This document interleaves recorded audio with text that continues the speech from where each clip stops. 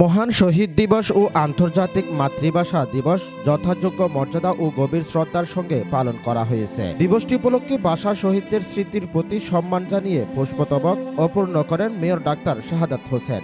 উপস্থিত প্রত্যেককে সুশৃঙ্খলভাবে অবস্থান করার জন্য এবং শহীদ মিনারের ভাবগাম্ভীর্য বজায় রাখার জন্য ২১-এর প্রথম প্রহরে শহীদ মিনারে উপস্থিত হয়ে তিনি ভাষা আন্দোলনের বীর শহীদদের আত্মার মাগফিরাত কামনা করেন এবং তাদের অবদানের কথা গভীর শ্রদ্ধার সঙ্গে স্মরণ করেন। এ সময় উপস্থিত ছিলেন বিভিন্ন রাজনৈতিক, সামাজিক ও সাংস্কৃতিক সংগঠনের নেতৃবৃন্দ ও সর্বস্তরের জনগণ।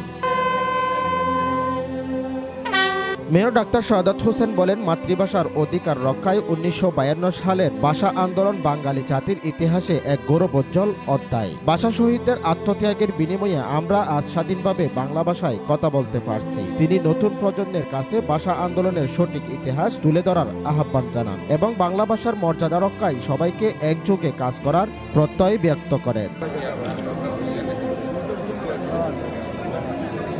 দিবসটি উপলক্ষে শহরের বিভিন্ন শিক্ষা প্রতিষ্ঠান, সামাজিক ও সাংস্কৃতিক সংগঠন ও নানা কর্মসূচি আয়োজন করে। শহীদদের স্মরণে আলোচনা সভা ও দোয়া মাহফিল ও সাংস্কৃতিক অনুষ্ঠানের মাধ্যমে দিবসটি পালন করা হয়। Jamal Uddin Zahed, news desk, Chittagong.